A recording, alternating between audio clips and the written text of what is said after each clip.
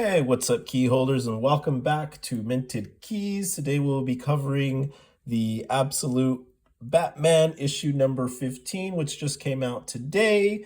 We finished the Bane story arc from 9 all the way to our last issue was number 14, introduction of Catwoman. Great series. If you watch my other videos, I said this was a great time to jump into Absolute Batman. But if you're new and don't know anything about Absolute Batman, now is a great time to start reading these. There are reprints of these, so you can pick them up. They are making a trade paperback graphic novel of them, so you will be able to catch up on them. But if you know nothing about them and you're new to the Absolute universe, go for it. Now's a great time to jump into this amazing series. It's totally different from any other Batman that you've read or known about, which makes this series very special and unique to readers, and another reason why it's been just so popular amongst the audiences and why there's been so many reprints and different foils and variant covers for issue number 1. And this video will be covering all the different type of variants for this highly anticipated Joker story arc. Before we get into it, this is 15A. This is the primary cover by Nick Dragotta. He's been one of the main contributors and has pretty much done a lot of these issues. They've had a couple guest artists, and this time around we have Jock. And Jock is known for his 880 Detective Comics. This is came out this year. It was a reprint, but a first print original non-foil. I think they're going for like 150, 200 bucks. So Jock is known for doing very amazing work with Scott Snyder. And, we have a reunion of these two artists, amazing writing and amazing comic book artists. So I couldn't be more excited about this issue. And he does all pretty much the artwork for this new Joker story arc. As you can see, we have Jock the artist, and Nick Dragotta and Frank Martin as the cover. So it is going to have a different look from the Nick Dragotta feel, but it's really good, man. I mean, he does these great 2-page panels and kind of goes over the history of Joker's family and how they made their millions, and there are kind of ties to like Nvidia and AI with the entertainment business and stuff like that. So there's pretty cool stuff, and just talking about how billionaires spend their time, and he's a hunter who's spending time on islands, and how they pretty much terrorize and control the wars. You have Nazi stuff. It's an amazing piece. I mean, the writing and the artwork is so good. It's just when you thought like this series couldn't get any better, it does, and they do such a great job with introducing a new Joker and kind of just putting on a spin on the whole Batman mythos. And over this whole issue, this is all a voiceover. You don't really know until much later, but it's a voiceover of Alfred talking to Batman about the Joker and kind of the mission he's been on to take the Joker down. And he feels bad that he's dragging Batman into it because they've met and they're kind of fighting the same war, and it just seems to get bigger and bigger and over Bruce's head.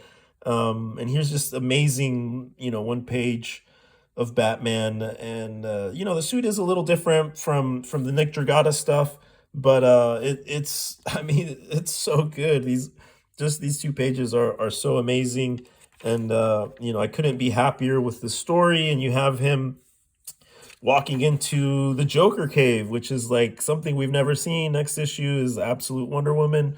So it's such a banger, such an epic piece. If you're a collector, I highly recommend getting this. I have 2 copies. I'll be selling some of these issues on eBay and keeping some for myself. So moving on to 15D, the variant cover. This is a high value key because it has artwork from Brian Bolland, and the inks and finishes by Jock on this. And it's one of those that, like, the more you look at it, the more just detail and just there's just so much to look at here, and it kind of grows on you, as hideous and grotesque as this cover is. It's one of the ones online that's getting a little more traction, and I feel like people are more gravitating towards this cover. Me personally, it's not my favorite, but yeah, it really is one of those that just kind of it strikes a very unique visual chord, and I can see why a lot of people are becoming fans of this one, especially if you're a Jock fan. You have to add that to your collection. Moving on is 15C, which is Ben Oliver. Ben Oliver has this photorealistic style, and it looks like it's often painted over a photograph. And this one, I had a really hard time deciding which one of these was my favorite. And I just really like this style. It just looks so real, and because everything else is just kind of a drawing. But this kind of, it's just so frightening of like, if it was a real life absolute Joker, this is what it would probably look like. It's just, monstrous, and it's the anticipated look of the Joker feels just very tactile and terrifying. So I just love this cover, had to pick it up and add it to the collection. Moving right along to 15 Baker, 15B, and 15F. They always do a virgin, but this is just the B, which is going to be one of the more popular variants, and it's just has a lot of energy, high contrast. It's angular, scratchy style. It kind of conveys kind of more of like the Jock kind of Joker, and it's just so cool. These two just look so good together, that I had to add this to the collection. But as you know, this is a 1 in 50 virgin. I paid $60 for it. It's kind of crazy. Like I said, these are going for like 150 if you get a first print. So I could see these kind of landing in that ballpark. And I'm sure if you get this signed by any of the creative team in this will probably raise the value in this. But yeah, they've been doing these and raising the prices. I spent like $100 on this pickup, guys. It's pretty insane. But I've been anticipating and saving my money for this because it really is an extraordinary drop, and it's just such a great issue, and I really do love this cover. So I had to get it. But if you're not wanting to spend that kind of money or don't want the exclusivity, then you'll do fine just picking up this variant. It's not the virgin, and it's not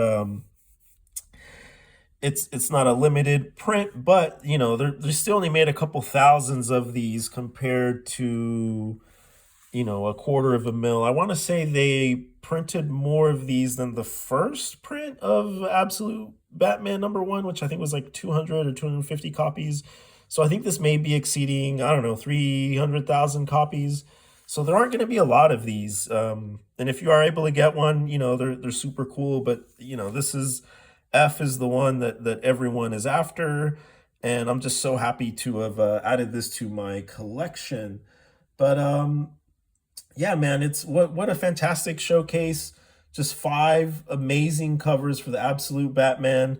Couldn't be more more stoked with the Jock, the Nick Dragata covers, the Jock and Brian Holland, and last but not least, the Ben Oliver. So if you guys like this video, be sure to like and subscribe, give it a thumbs up. Guys, keep stacking, and we will catch you on the next one. Cheers.